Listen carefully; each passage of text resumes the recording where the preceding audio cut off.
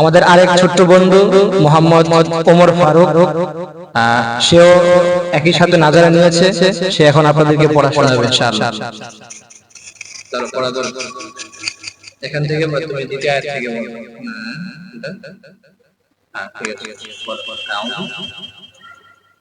أعوذ بالله من الشيطان الرجيم.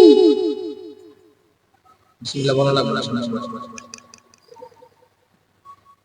الذي خلق سبع سماوات طباقا ما ترى في خلق الرحمن من تفاوت فارجع البصر هل ترى من فطور. ما شاء الله ঠিক আছে।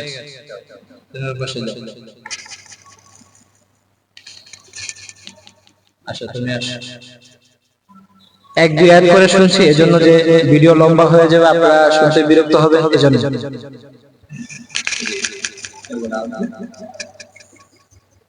أعوذ بالله من الشيطان الرجيم.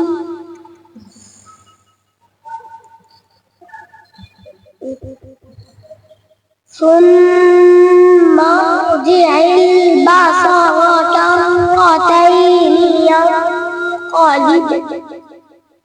ينقلب إليك البصر خاسئا وهو حسير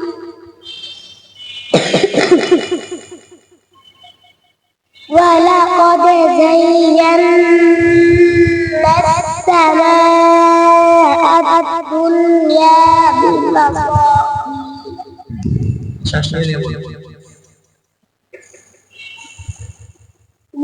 بمصابيح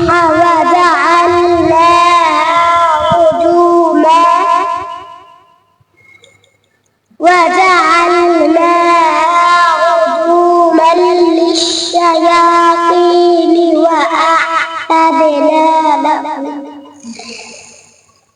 وأعتدنا لهم عذاب السعير. মাশাআল্লাহ মাশাআল্লাহ। প্রিয় দর্শক, এবার আপনাদের সামনে আরেকজন আমাদেরকে তেলাওয়াত করে শোনাবেন, পড়া শোনাবেন ইনশাআল্লাহ। সকলের কাছে তাদের জন্য দোয়া চাচ্ছি। ওদের গ্রুপে 28-29 জন 30 জন ছাত্র আছে, 30 জন ছাত্র আছে, সবার জন্যই দোয়া করবেন ইনশাআল্লাহ। আলহামদুলিল্লাহ আমাদের 30 জন ছাত্রের পড়ার মানি একই পর্যায়ে আছে। أعوذ بالله من الشيطان الرجيم.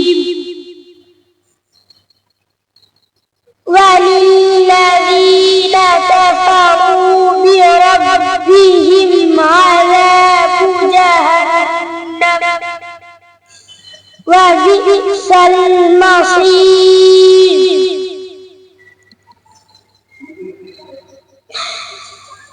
إذا ألقوا فيها سمعوا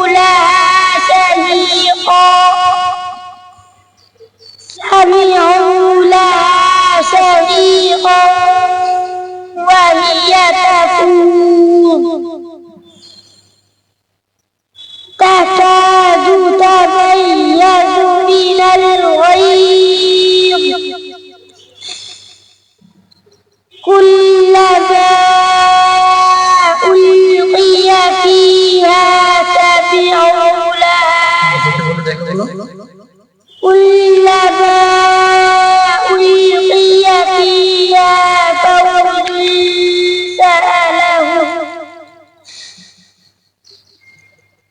فوج سألهم خزنتها ألم يأتكم نذير. মাশাআল্লাহ ঠিক আছে, মাশাআল্লাহ।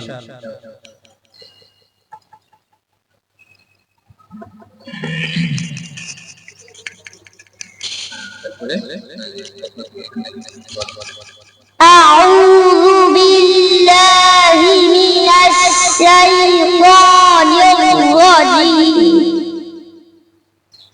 قالوا بلى قد جاءنا نذير فكذبنا وقلنا ما نزل الله من شيء إن أنتم إلا في ضلال كبير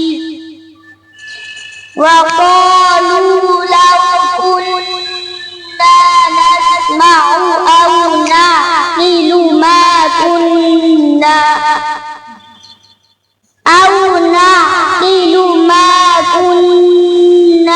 في أصحاب السعير মাশাআল্লাহ, মাশাআল্লাহ। সম্মানিত দর্শক, আমি চেষ্টা করেছি যে কথায় নয় কাজে প্রকাশ করা, কাজে প্রমাণ করা। আমাদের এই ছোট ছোট বন্ধুরা আপনাদেরকে 2 আয়াত 3 আয়াত করে শুনিয়েছে।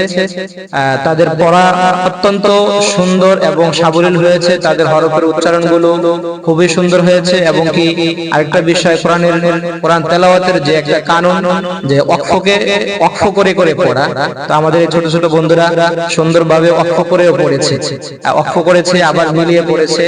আলহামদুলিল্লাহ, এরকম তাদের গ্রুপে যে ছাত্রগুলো আছে সবারই পড়া একই ধরনের, একই মানের হবে।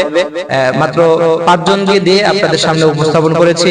ইনশাআল্লাহ আপনারা অবশ্যই বিবেচনা করবেন এবং আপনাদের সন্তানদেরকে মাদ্রাসায় ভর্তি করানোর আগে অবশ্যই মাদ্রাসার খুব ভালোভাবে খোঁজ খবর নেবেন যে মাদ্রাসার পড়াশোনা কেমন হয় সেটা। শুধু সাইনবোর্ড এবং মাদ্রাসার পরিবেশ দেখিয়ে ভর্তি করানো আদৌ উচিত নয়। সবাইকে ধন্যবাদ। আসসালামু আলাইকুম ওয়া রাহমাতুল্লাহ।